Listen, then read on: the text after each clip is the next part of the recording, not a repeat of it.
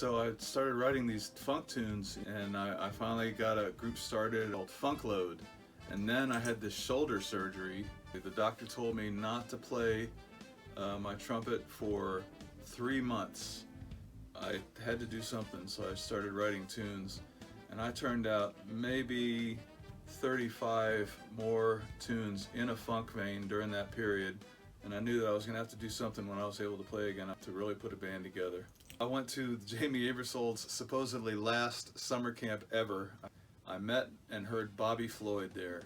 And I tell you what, man, hearing Bobby Floyd on the Hammond B3 organ, it just took me back to my cutting my teeth days in Philadelphia. You know, as a young jazz musician, going to the organ bars and sitting in with everybody I could. Yeah, I heard Bobby and I knew we were gonna have to do something. I said, so Bobby, I said, I've written all these funk tunes, man. Do you ever play funk oriented stuff? He said, yeah, I can do that. I'm thinking, I bet he can.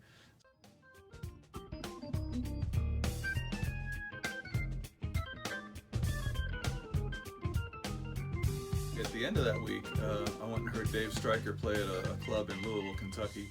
And he sounded so good, and I heard him doing some really funky stuff. I'm thinking, man, I bet this guy could play some funk. So I talked to him about it afterwards, and he said, you know, let's see what happens. You know, give me a call.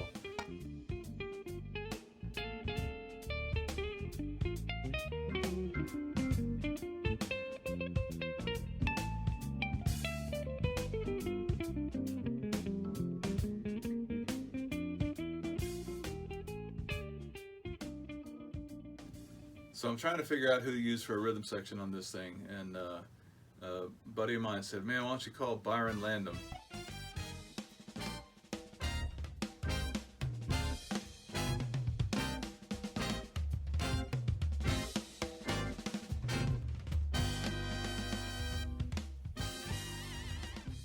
I didn't know Byron, but I looked him up and saw that he was in Philadelphia, and I'm thinking, John Swana, you know, John Swana would actually be perfect for this on his Evie. And he's a Philadelphia guy, so I called John, and John was into it.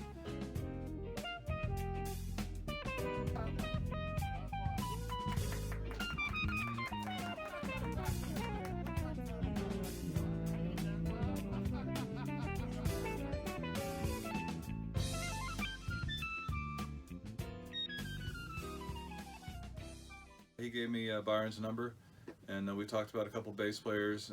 One of the bass players came up again, Mike Boone.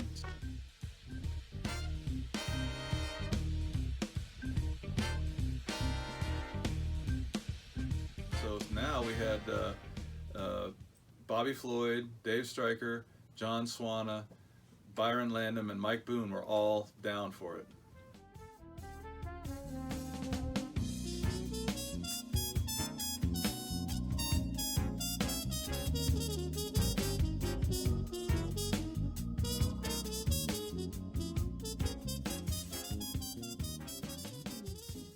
So we had the big band recording coming up in January of 2019. Dan Fornero, my producer, is also a fantastic trumpet player, lead trumpet player, section player. And he said, well, I'd love to play trumpet on that. And I said, well, we should get you to play lead trumpet.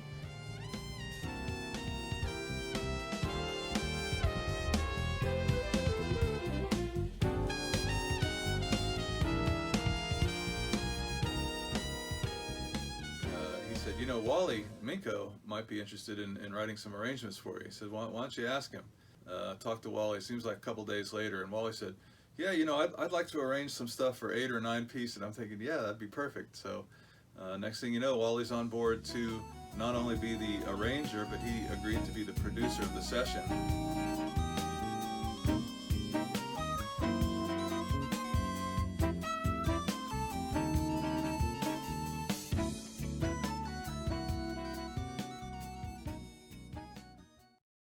Between Dan and Wally, this is a superior recording that I could have never pulled off by myself, and that's a fact.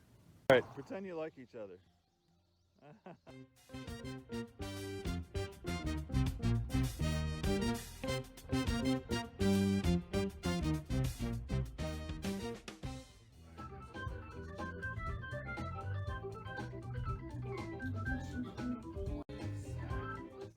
So I had contacted Jason Richmond to be the recording the recording engineer, He actually helped me find Manifold Recording, which turned out to be the ideal place, man. That is a quality facility.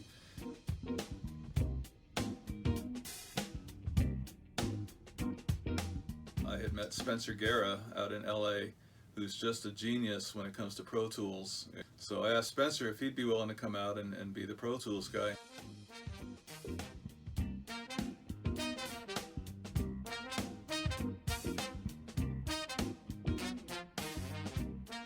So the team was all in place, man. It was absolutely, couldn't have asked for a better team. So the actual recording session, we would do a rehearsal take, and then we would run a take. We did, a few touch-ups here and there, but and we did add the sax later. Tom Evans on alto sax, tenor sax, bari sax, clarinet, and flute. David Mann on tenor sax and soprano sax.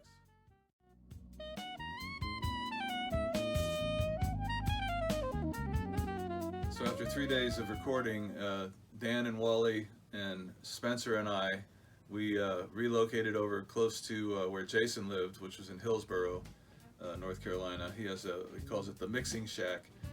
Spencer was doing the editing in the motel room.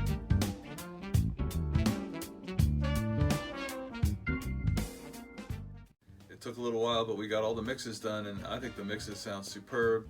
Dan took the final mixes to Bernie Grunman and did an impeccable mastering job.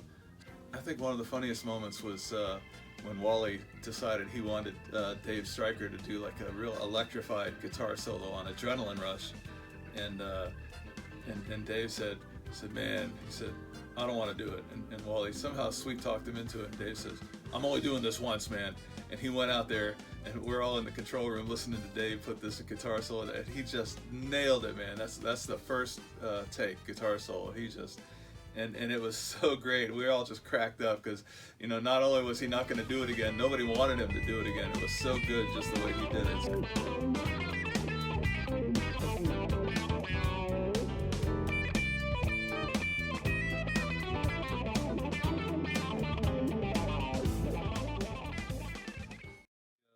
That were left behind there with Jason, we did have a good time. What a great little community out there. It's basically the Chapel Hill community.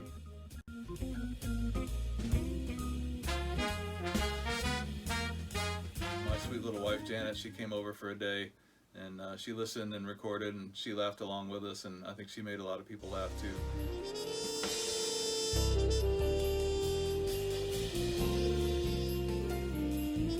Here is a quality product made by a whole bunch of people who care intensely. I hope the music shows that we had a ton of fun making this CD.